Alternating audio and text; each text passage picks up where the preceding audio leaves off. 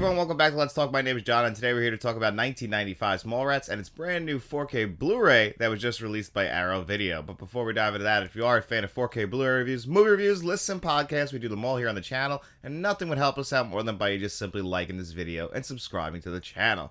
So Mallrats is Kevin Smith's follow-up to 1994's Clerks, which he basically budgeted himself. He made it on his own free time.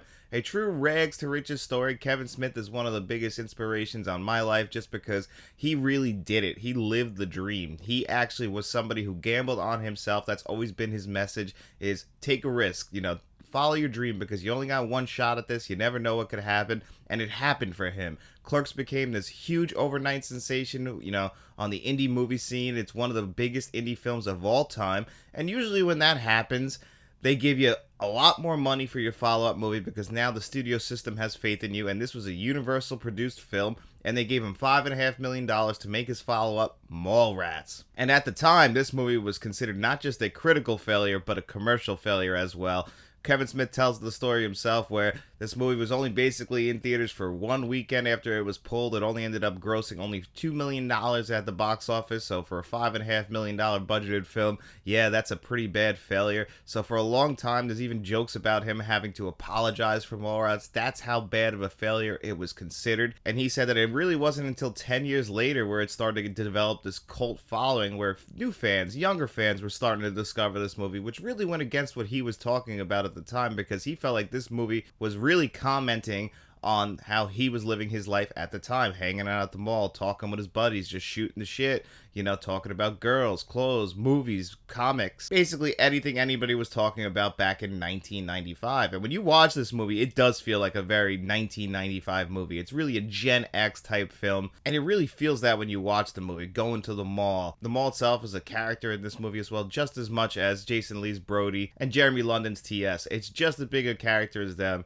And this movie also features Shannon Doherty, who's probably the most famous actress to come out of this movie, other than, obviously Kevin Smith, and Jason Lee's a pretty big actor himself. And then you also get Michael Rooker popping up in here also. Like, this is around the time where Michael Rooker wasn't as famous as he is now. Michael Rooker was kind of big in the late 80s, early 90s, but then he kind of had a real career resurgence with The Walking Dead and the James Gunn movies, especially Guardians of the Galaxy Volume 2. I'm Mary Poppins, y'all! I really feel like that's when people really started to realize how good of an actor Michael Rooker really is. And he pops up in here in a great villainous role as well. Stan Lee makes one of his most famous cameos in film history, and that's saying something since Marvel would eventually use him as a cameo in all of their movies, because you know what? He's the inventor of Marvel, so why not? But Stan Lee wasn't as famous in 1995 as he would be in 2008 going forward once Iron Man came out.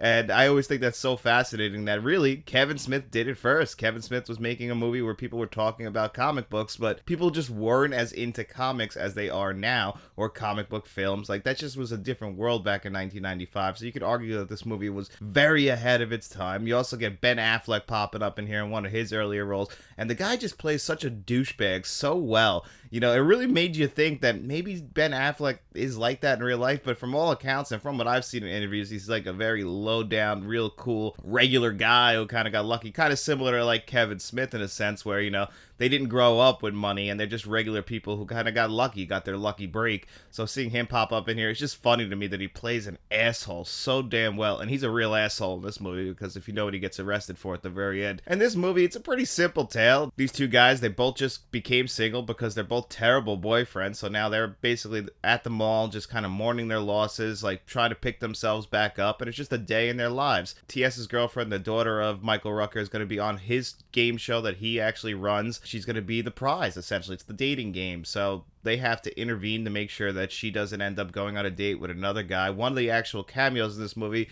is the guy who plays Dante. Brian O'Halloran pops up as the third guy on the set with Jason Lee and Jeremy London. And it's actually really cool to see him pop up on here, playing a different role than Dante, even though it really is very similar. Brian O'Halloran, not the greatest of actors, and that's kind of another big flaw of this movie. This isn't one of my favorite Kevin Smith movies. I would actually probably put this close to the bottom personally. I still enjoy it, but you could just see that it's Kevin Smith still getting his footing, so he's not the most technical director, he'll tell you himself, especially at the time, so it's not the best looking movie. The script isn't the greatest. It's not performed the best. The actors are still doing their best. Jason Lee is still a pretty new actor himself, so everyone is doing a good enough job, but they're not all the best performances. You're really just there for kind of like the mood. This really does feel like getting in a time machine and going back to 1995, a world before cell phones, where you just went to the mall and hung out with your friends and just shot the shit all day and just kind of tried to waste some time, not really having to worry about the world outside, talking about the flaws in the world. This was ahead of its time, like pre-internet.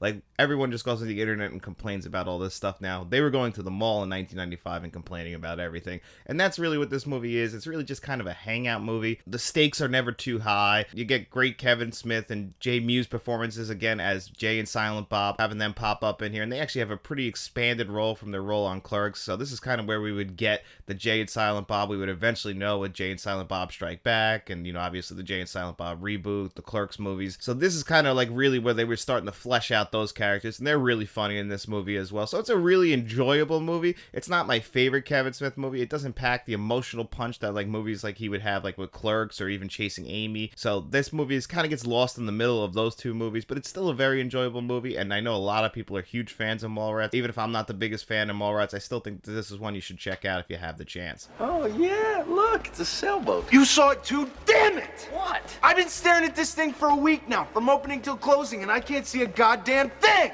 But we're not here today to just talk about the film Mallrats. We're here to talk about the brand new Arrow Video 4K Blu-ray that was just released. And this is an updated version of the collector's edition that was released by Arrow Video in 2020. And that version pretty much has everything that is in this version, right down to the identical slipcover, although there is a different slipcover that you could buy through Arrow Video that's actually pretty nice, but it just wasn't my favorite. I really actually like the artwork that they put out for this, with this like kind of cartoon aspect of it. I really do enjoy this artwork. I actually enjoy it more than the original artwork that was put out by the film. And Kevin Smith even says in an interview he thought that original artwork was awesome, but he said that people in 1995 just didn't get it. That's how out of touch mainstream culture was with comic book culture back in 1995. Very different world we live in today. So anyway, you pop this open, and yes, it's reversible cover art, so I reversed it to the original artwork over here. This is what the original movie poster looked like. So you can actually reverse it back to this if you would like to. So you have the options. I always appreciate options, and Arrow Video usually does that. Them and Scream Factory, for the most part, will give you the choices. Not all the time, though. You know, it really depends on the film, but I really did appreciate them doing that here. And then you pop it open. It's a 2-disc set. Both of them are 4Ks. So you get the original cut on the first disc, and then you get the extended cut on the second disc. Before we dive into those discs, though, just want to show you guys, because you do get a lot of paperwork in here. You get the map that pops up in the movie a couple times. It's reversible, so you get both plans on both sides. Really awesome that they did that, because that's just something that's really there for the collector and a fan of the film. Love that they did that. That's still in the original cut as well. You get a nice little booklet here. Really appreciate that also. So some good reading material. I mean, this was really put out for the collector. You get it, like I said, with the 2 discs, individual disc design on both. Really do appreciate all of that. So the original theatrical cut of the film is on the first disc, and that is also going to feature most of your extras, commentary tracks, plenty of interviews with Kevin Smith, Jay Mewes. There is so many extras packed onto that first disc. It really is speaking to the collector. It's really speaking to me. If you guys know Kevin Smith loves to talk, which I can totally relate to. So there's just so many interviews. You get the introduction to the theatrical cut, which is like 15 minutes long. Kevin Smith pretty much walks you through the whole process about how Mallrats was a failure, how much that hurt him, how it really took 10 years for the movie to really find its footing and finally get a fan base to love the movie and really appreciate the movie for what it is now. You know, how he apologized for the film, everything he had to do for Mallrats, how he basically had to write it off because it was considered just such a huge failure. And after coming off the success of Clerks, you know, you get that whole introduction on there with, again, just so many interviews, looking back on Mallrats, a great commentary track. It really is just packed to the bone with extras, which I absolutely love. I really love it when they concentrate on extras. Now, a video, for the most part, does do that. And Kevin Smith, the kind of guy that he is, he still supports physical media. You know that he was fully on board to do all these interviews, and he get all his boys to do all the interviews, and it's really perfect that they got all that on here. And, you know, then you get the theatrical cut of the film on 4K on that first disc. And on the second disc, you get the extended cut, or as Kevin Smith will say in the introduction to it if you watch it, which is from 2005 when they first released it, the cut of the movie that nobody should have ever seen. And I didn't talk about that cut of the movie in my original review of the movie because I do not like that cut of the movie. Kevin Smith himself and Scott Mosier said that this was the only movie that they didn't get to edit themselves. The studio took it from them. And he even says, like, thank God they did, because that theatrical cut is the only version of the film that should be seen. But if you happen to be a fan of the extended cut, because people are, you know, you get to flesh out the storylines a little bit more. You know, you hear there's a passing line in the theatrical cut about the governor's ball. You get to see that. We actually open on that, so we actually understand now why a little bit more, why Michael Rooker's character hates TS so much. They fleshed that out a little bit more, but I really do think that that hurts the pacing of the movie. I think that that whole extended storylines and the way the film is cut together in that extended cut just hurts the movie. I saw that years ago, and I have no plan of rewatching it. I just checked it out, kind of just made sure that the disc was working fine. So speaking of which, the discs themselves are gorgeous. They both are brand new scans. They're not the 2020 scans. They are brand new 4K restoration scans seen over by Kevin Smith, so they are the exact scans that he wanted the film to look at. It's got Dolby Vision and HDR10 on it, and they are just amazing. They are the best looking that these films have ever looked. I've seen the actual previous versions of the Blu-ray. I don't own it myself, but it's definitely an upgrade over the previous versions of the Blu-rays. You could just see the colors now. They pop off your screen. The blacks are deeper. You know, the contrast ratio is much more noticeable. All the colors are a lot more vivid. The resolution is higher. It's a little bit grainy in scenes, but for the most part, it's a much, much cleaner version that you have ever seen. Again, it took away most of the grain, you know, but there are scenes, especially like the scenes on the dating game set, where you'll notice the grain over people's clothes a little bit more than you would in the regular, like when they're walking around the mall, because the mall, it's not the best looking film as it is. You know, it's a very flat looking film, a lot of flat colors. So when you get those vivid colors and those really those colors that are going to pop off your screen, like on the dating game set, they're going to become more noticeable. It's a lot of 90s colors in here, you know, like the purples, greens, and stuff like that. But for the most part, the mall itself is not the best eye-popping mall. It's a very gray and bland looking mall. The clothes everybody's wearing is very bland looking. It's a cloudy day outside, so it's not the most eye-popping film, but they did a great job restoring this film to 4K. It looks absolutely gorgeous, the best that it's ever going to look. Just don't go into this expecting, like, you know, all these bright and flashy colors, because it's just not that type of movie to begin with. It's another thing Kevin Smith will tell you. He wasn't the most technical director at the time,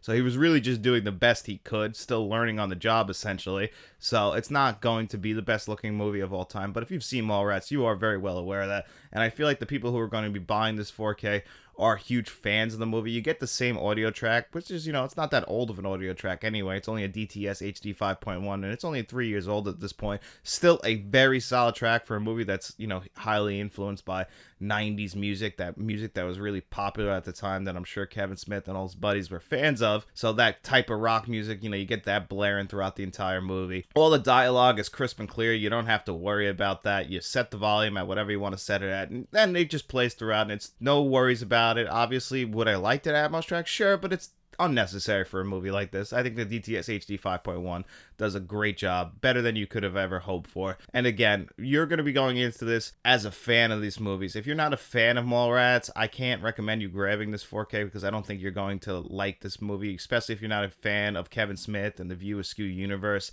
You know, this isn't that type of movie, so there's no real reason for you to get the 4K. You know, there's plenty of cheaper versions of this movie if you want to check it out like that, but this is really for the collector. Now, if you have that 2020 collector's edition, you're only going to get upgrades to the disc, but I imagine that if you do have that 2020 version, you're a huge fan of this film, because this is a set for the collector out there, for a fan of the film, that you're going to want to actually go out and probably grab this. And I can honestly say it is an upgrade over the previous Blu-rays, so it might be worth it for you. Just don't expect anything brand new.